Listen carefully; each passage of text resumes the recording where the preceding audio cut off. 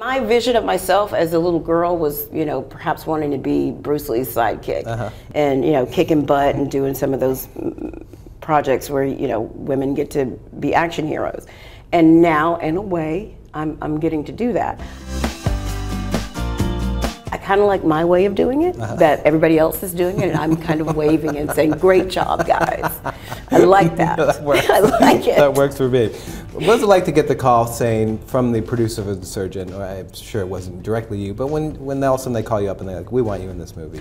Oh, I was jumping for joy. I'm a fan of Doug Wick and Lucy Fisher, and we have a little bit of a history. So the fact that they wanted me to work on this project, because let me just say, I'm not the first person that comes to mind when you think of Joanna, and I'm glad that they are people who think outside of the box and are inclusive in how they cast films, and I was jumping for joy.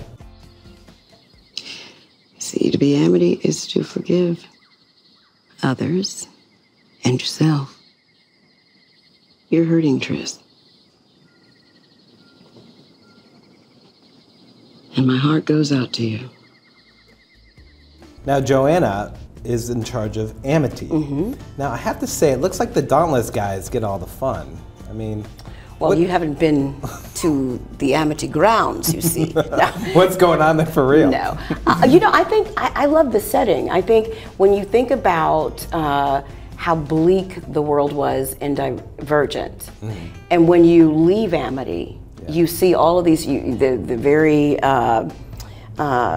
stringent sort of white polished, everything is beautifully appointed at candor.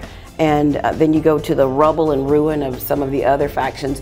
When you see that big, beautiful tree and the outdoor space and it's green, it's bucolic, I don't know, there's just something about that to me that is that hope.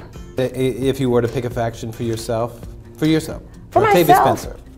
Honestly, here's how I see myself. I always hope that I approach a situation with candor.